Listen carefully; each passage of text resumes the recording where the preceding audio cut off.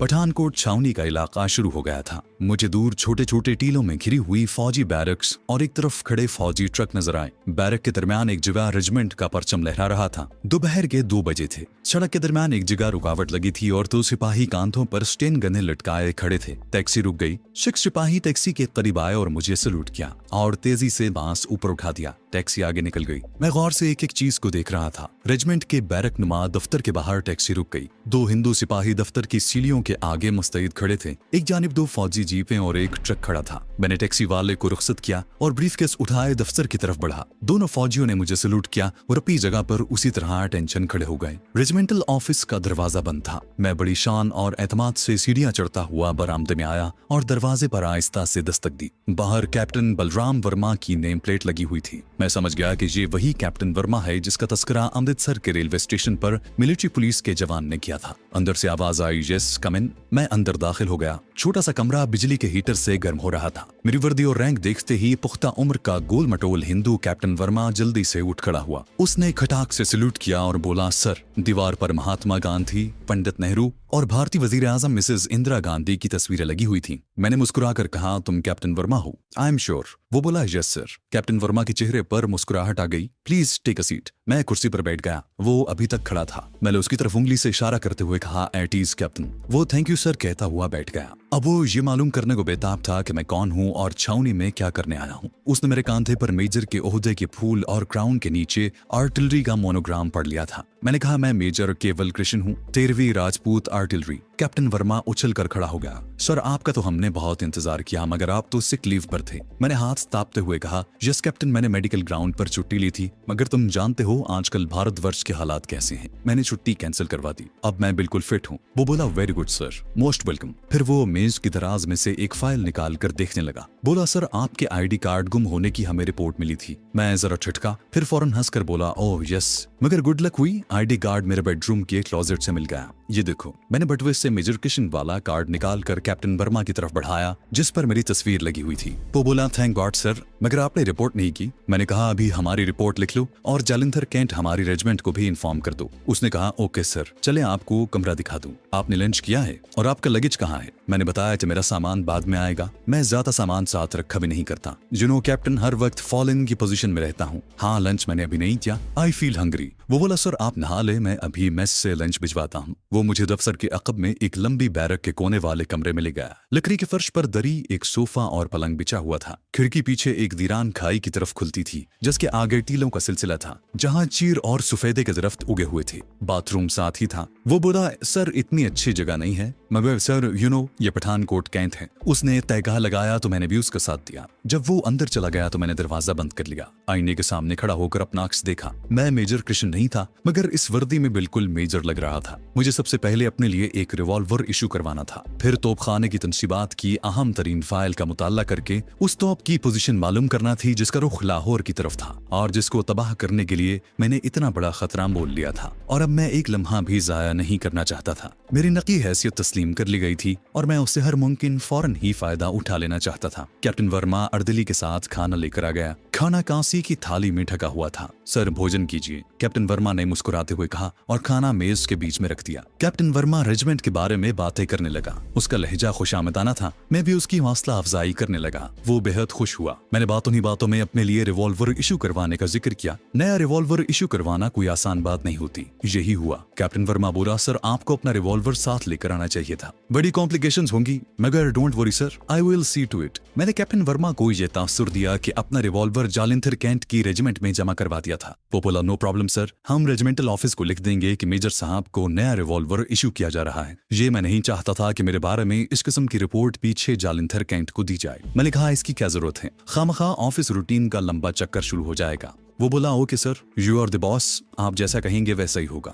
मैंने खाना खाकर बाथरूम में जाकर मुंह हाथ साफ किया, फिर कैप्टन वर्मा के साथ ऑफिस में आकर अपनी कुर्सी पर रेजिमेंटल हेड की हैसियत से बैठ गया। मुझे वहाँ की दफ्तरी कार्रवाई के बारे में कुछ भी मालूम नहीं था, लेकिन मुजाहिद फोर्स की ट्रेनिंग के बायस मुझे इब्तदाई मालूमात जरूर हासिल थी। सर, जालिंधर कैंट से अभी आपकी कंफर्मेशन रिपोर्ट हमारे ऑफिस को नहीं मिली, आप अपने साथ ही ले आते तो अच्छा था। मैंने कहा, मैं डलहौजी छुट्टियां गुजार रहा था, लेकिन बस मशरकी पाकिस्तान की सियासी हालत देखकर सीधा यहाँ आ गया। मैंने जालिंधर कैंट को इतला कर दी थी, वहां से कल परसों तक मेरा ज्वाइनिंग अथॉरिटी लेटर आ जाएगा। कैप्टन वर्मा ने जेब से सिगरेट निकालकर मेरी तरफ बढ़ाया और बोला, ये कोई प्रॉब्लम नहीं है सर, आप हमारी रेजिमेंट के आला ऑफिसर हैं। सिगरेट? मैंने कहा शुक्रिया, और मैंने एक सिगरेट निकाल लिया। कैप्टन वर्मा ने उठकर लाइटर से मेरा सिगरेट सुलगाया। मैं यूं ही एक फाइल खोलकर देखने लगा। कैप्टन वर्मा ने उसी वक्त फोन पर दूसरे जूनियर ऑफिसर्स को बताया कि मेजर कृष्ण ने चार्ज संभाल लिया है। उसके बाद कुछ हिंदू जूनियर अफसर मुझे मिलने आ गए। नौजवान दुबले पतले हिंदू लेफ्टिनेंट और सेकंड लेफ्टिनेंट थे। 2 सिख कैप्टन भी थे। वो मुझसे मिलकर बहुत खुश हुए और मेरे आगे पीछे फिर रहे थे। रात को उन्होंने ऑफिसर्स मेस में मुझे पुरतकल्लुफ डिनर दिया। कैप्टन वर्मा सुरूर में था। मैंने उसकी हालत से फायदा उठाते हुए बहुत सी मालूमात हासिल कर ली। मुझे पता चला कि जिस ताकतवर तरीन तोप की तलाश में मैं वहां आया था, उसका नाम यहाँ प्रिया रखा गया था। डिनर में कुछ भारतीय अफसरों की बीवियां भी कीमती साड़ियां पहने मौजूद थी। कैप्टन वर्मा ने अभी तक शादी नहीं की थी। बोला, सर इंडियन औरतें मुझे पसंद नहीं है, मैं किसी जापानी औरत से शादी करना चाहता हूँ। डिनर पार्टी रात 12 बजे तक जारी रही। फिर मैं अपने कमरे में आ गया। अभी तक मेरा मिशन बिल्कुल ठीक जा रहा था। उन लोगों पर मैंने अपना असर डाल लिया था। सुबह मुझे प्रिया नामी तोप की पोजीशन मालूम करनी थी। मेरे राज के फाश हो जाने का कदम कदम पर खतरा था। चुनाचे मैं अपने अमल को तेजतर करना चाहता था, मगर मुश्किल ये थी कि हर बात मेरे इख्तियार में नहीं थी। तोप के मोर्चे तक पहुंचकर उसे तबाह करना इतना आसान काम नहीं था। इसमें बहुत सी रुकावटें और कबाहतें हायल थीं जो मुझे दूर करना थी। ये भी इत्मीनान की बात थी कि असल मेजर कृष्ण ने ड्यूटी ज्वाइन नहीं की थी, इसलिए उसके असली दस्तखतों का नमूना रेजिमेंटल ऑफिस में नहीं पहुंचा था। उसकी जगह मैं वहां आ गया था और मैंने अपने दस्तखत एक सादा कागज पर करके फाइल करवा दिए थे। ये नकली कृष्ण के दस्तखत थे जिन्हें मैंने अच्छी तरह से बना लिया था। ये अंग्रेजी के दस्तखत थे। मैंने हिंदी के दस्तखतों की भी मशक पर रखी थी कि शायद कभी किसी जगह करने पड़ जाए। मेरे पास उस वक्त 700-800 रुपए के भारतीय करेंसी नोट ही रह गए थे, मगर अब मुझे रुपयों की परवाह नहीं थी। दूसरे दिन यूनिट का झंडा लहराने की रस्म के बाद मैं ऑफिस में आकर बैठ गया और मुख्तलिफ फाइलों का मुताला करने लगा। इनमें सिवाय सप्लाई एंड बैलेंस, इंतजामी उमूर, महकमाना कार्रवाइयों, अखराजात, एमुनिशन और राशन पानी की तफसील के सिवा कुछ नहीं था। दफतन एक सिख सूबेदार मेजर ने कमरे में दाखिल होकर सैल्यूट किया और कहा, सर क्वार्टर मास्टर सूबेदार मेजर बलविंदर सिंह हाजिर है। मैंने सर उठाकर पूछा, वेल सूबेदार क्या बात है? वो बोला, सर घी का राशन सिर्फ आज का रह गया है, कल यूनिट के जवानों को पूरियां नहीं मिलेंगी, कैप्टन वर्मा को रिपोर्ट करो। मैंने कहा और सिख सूबेदार सैल्यूट करके चला गया। मैं लोहे की अलमारी के पास खड़ा हो गया और अंदर रखी फाइलों और कागजात का जायजा ले रहा था। जहाँ भी मुझे कोई काम की चीज न मिली। इतने में लेफ्टिनेंट कपूर ने अंदर आकर सैल्यूट किया और बोला, सर यूनिट का मुआयना तैयार है। मैं समझ गया कि मुझे सुबह यूनिट के जवानों का मुआयना करना होगा। मैंने कहा, आप कैप्टन मल्होत्रा से कहो, वो इंस्पेक्शन कर लेगा, मैं एक जरूरी काम कर रहा हूँ। ओके सर, ये कहकर वो वापस चला गया। थोड़ी देर बाद कैप्टन वर्मा आ गया। सैल्यूट करने के बाद बोला, सर आपको कौन सी फाइल चाहिए मुझे ऑर्डर करें, आप नए हैं, पता नहीं चलेगा। मैंने अलमारी बंद कर दी और कुर्सी पर बैठते हुए बोला, यूं ही दफ्तर की फाइलों पर एक नजर डाल रहा था। कैप्टन वर्मा भी बैठ गया। मैंने कहा, घी का राशन खत्म हो गया है क्या? क्वार्टर मास्टर बलविंदर सिंह आया था। कैप्टन वर्मा ने कंधे उचका दिए। जांगली है सर, घी के 13 कनस्तर स्टोर में पड़े हैं, सब ठीक है सर। फिर उसने मुस्कुराते हुए कहा, सर आप वैष्णु हैं, मगर मेरा मतलब है आप वैष्णु देव की पूजा नहीं करते। मैंने कहा, वो कैप्टन बात यह है कि इतनी फुर्सत ही नहीं मिलती पूजा पाठ करें, अब पूजा करें या यूनिट संभालें। वो बोला, मैं समझ गया सर, मैं भी शिवरात्रि को ही पूजा पाठ करने यहाँ शहर के मंदिर जाता हूँ। अब मैंने डायरेक्ट एक्शन लेते हुए कहा, कैप्टन मैं अपनी पोजीशनों की इंस्पेक्शन करना चाहता हूँ। तुम जानते हो हमारा हमसाया मुल्क असलहा जमा कर रहा है, हमें चौकस रहना होगा। वो बोला, वो तो जांगी लोग हैं सर, इस बार हम पाकिस्तान को ऐसा मजा चखाएंगे कि याद करेगा। मैंने कहा, मगर हमारी तोपों की रेंज पाकिस्तान की रानी तोपों के मुकाबले में बहुत कम है, सिवाय एक तोप के। मैंने कैप्टन वर्मा के चेहरे का जायजा लेते हुए कहा, यही प्रिया नाम की वो बड़ी तोप थी जिसकी मार लाहौर तक थी। कैप्टन वर्मा मेज पर आहिस्ता से हाथ मारकर बोला, सर यही तो वो गन है जो लाहौर शहर की ईंट से ईंट बजा देगी। इतनी बड़ी तोप साउथ ईस्ट एशिया में किसी मुल्क के पास नहीं है। मैंने कहा, मैं प्रिया तोप की इंस्पेक्शन करूंगा। वो बोला, आप जीओसी हैं सर, अभी चलिए। कम ऑन कहकर मैं कुर्सी से उठा और कैप्टन वर्मा के साथ बाहर आ गया। हम एक फौजी जीप में सवार हो गए। जीप रेजिमेंटल सेंटर से निकलकर टीलों की जानिब रवाना हो गई। ये मैदानी इलाका भी था और पहाड़ी भी, कहीं घने दरख्तों के झुंड थे और कहीं पहाड़ी तोते खड़े थे। हमारी जीप एक पहाड़ी पर चढ़ने लगी। ऊपर एक छोटा सा मैदान था जहाँ 4 गार्ड पहरा दे रहे थे। हमारी जीप एक तरफ रुक गई। उन्होंने हमें सैल्यूट किया। कैप्टन वर्मा बोला, सर वो देखिए, वो सामने वाली टेकरी के अंदर प्रिया तोप का मोर्चा है। मैंने कहा, वेरी गुड, भगवान हमारी रक्षा करेगा। ये कहकर मैं कैप्टन वर्मा के साथ टेकरी की तरफ पड़ गया। जहाँ टेकरी के अंदर एक गोल कमरा सा बना दिया गया गया था, जिसके वस्त में एक बहुत बड़ी तोप नस्ब थी। तोप का आधा धाना दीवार के एक सुराख से निकला हुआ था। गनमैन एक तरफ कतार में खड़े थे। कैप्टन वर्मा मुझे तोप के पास ले गया और उस पर हाथ रख कर बोला, सर ये लाहौर के दुश्मन है, इसका गोला यहाँ से फायर होकर लाहौर में तबाही मचा देगा। दूसरा गोला थोड़ा आगे और तीसरा गोला उसके जरा आगे। यूं 1 मिनट में लाहौर को तबाह कर देंगे और हमारे एडवांस ट्रूप्स लाहौर में दाखिल हो जाएंगे। मैंने मुस्कुराकर कहा, हाँ, प्रिया गन शिव भगवान के प्रतीक है, इस बार हम पाकिस्तान को तारीखी शिकस्त देंगे। मैंने ऊपर से तो यही कहा मगर दिल में नाउजुबिल्लाह पड़ने लगा। मैंने वाकई इतनी बड़ी तोप किसी जंगी फिल्म में भी नहीं देखी थी। गन का ब्रीच मेरे कद के बराबर था। ब्रीच में हवा के लिए सुराख बने हुए थे। ब्रीच में तोप की जान होती है, अगर ये खराब हो जाए तो तोप फायर नहीं कर सकती। मैं तोप का जायजा ले रहा था। मैं वापसी के लिए मुड़ा। जीप में बैठकर हम अपने यूनिट की तरफ चल पड़े। उस पहाड़ी रास्ते की तफसील मैंने अपने जहन में बिठा ली थी। यूनिट में आकर मैंने एमटी और लंगर खाने का मुआयना किया और फिर बैरकों के आगे धूप में टहलते हुए कैप्टन वर्मा से बातें करने लगा। मैंने जानबूझकर हैंड ग्रेनेड्स की मॉडर्न टेक्निक का मौजू छेड़ दिया था। मुजाहिद फोर्स की ट्रेनिंग के दौरान मुझे मालूम हुआ था कि आजकल यूरोप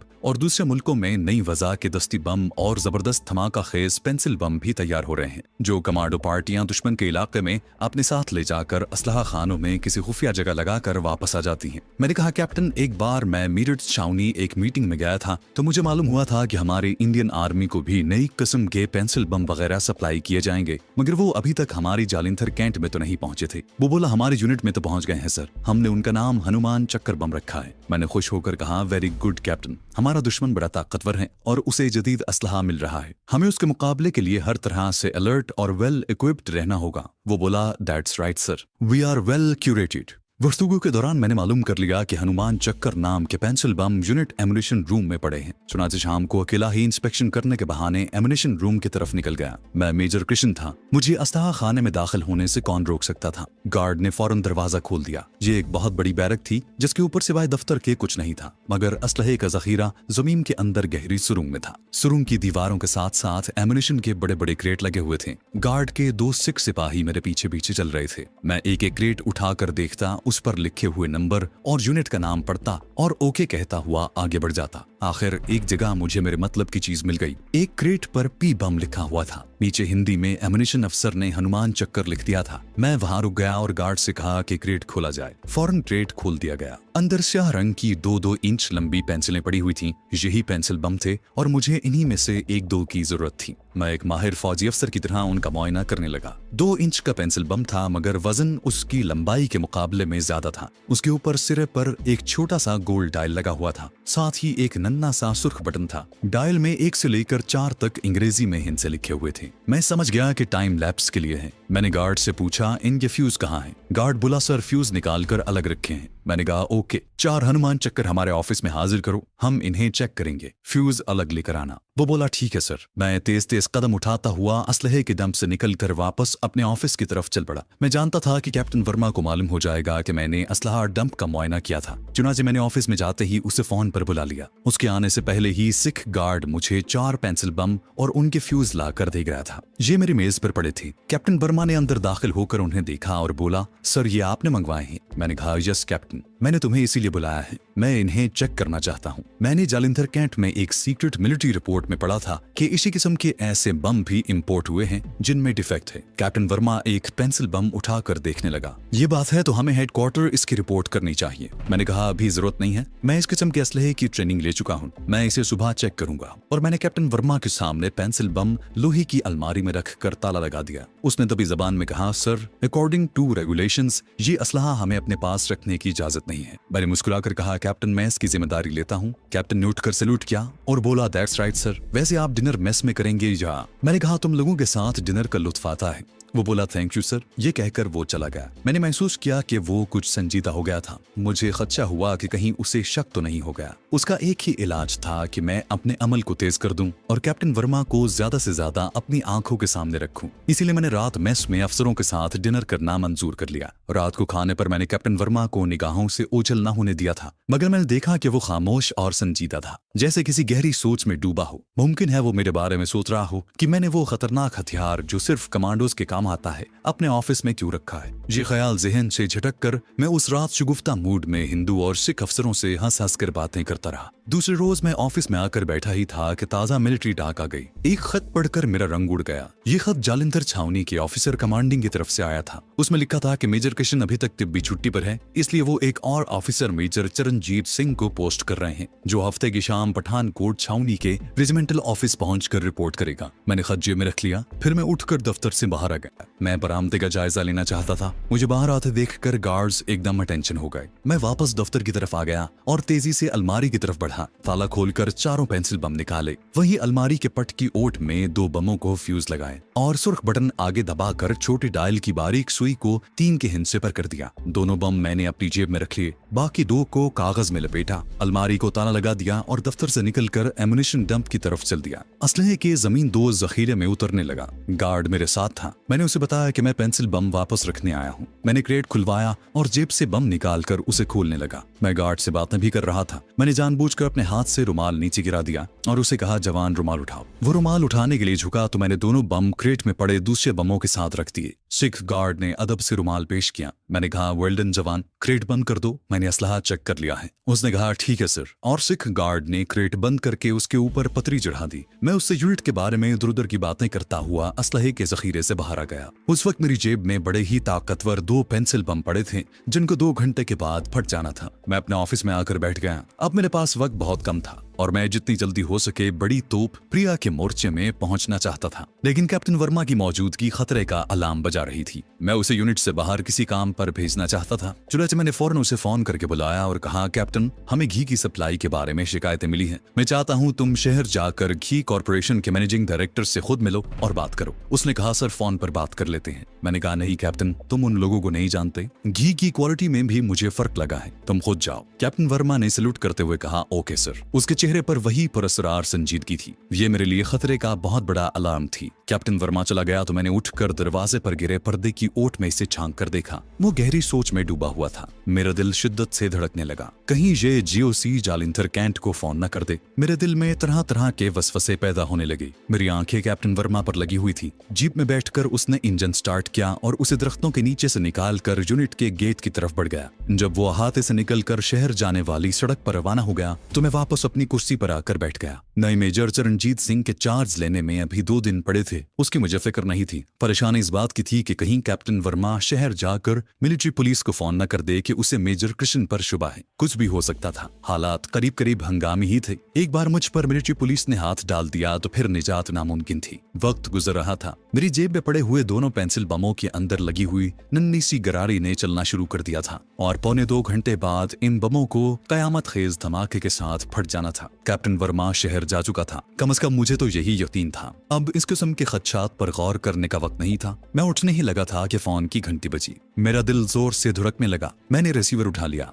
दूसरी तरफ से आवाज आई, हेलो कैप्टन वर्मा। मेरे मुंह से अपने आप ही निकल गया, यस। दूसरी तरफ से भारी आवाज आई, मैं जालिंधर कैंट रेजिमेंटल से कर्नल बहादुर राज मुखर्जी बोल रहा हूँ। मैंने कहा, यस सर। वो बोला, कैप्टन, तुम्हें हमारा खत मिल गया होगा। मेजर चरणजीत सिंह को सैटरडे को चार्ज लेना था, लेकिन हमने उसे कल ही भेज दिया है। वो आज तुम्हारे पास किसी वक्त पहुंच जाएगा। ओके। मैंने कहा, ओके सर। उसने पूछा, उधर यूनिट के जवान सब ठीक ठाक हैं? मैंने कहा, ओके सर, और फोन बंद हो गया। मेरी तो जान हवा हो गई थी। एक मुसीबत को बड़ी मुश्किल से रवाना किया था और दूसरी मुसीबत शहर से किसी भी वक्त छावनी आने वाली थी। मेरा राज फाश होने में थोड़ा वक्त ही रह गया था, या यूं कह लीजिए कि मौत और मेरे दरमियान चंद कदम का फासला था। अगर असली चरणजीत सिंह चार्ज लेने यहाँ पहुंच गया तो मेरा भांडा फूट जाएगा और मेरे लिए यहाँ से फरार होना भी मुमकिन नहीं रहेगा, जबकि अभी मेरा मिशन पूरा भी नहीं हुआ था। मैंने घड़ी की तरफ देखा। मेरी जेब में पड़े पेंसिल बमों के फटने में 1.5 घंटा बाकी था। मैं अपने ऑफिस से निकल आया। अब इतना वक्त नहीं रहा था कि अपने बैरक वाले कमरे की तरफ जाता। मैं दरख्तों में खड़ी दूसरी जीप तक पहुंचा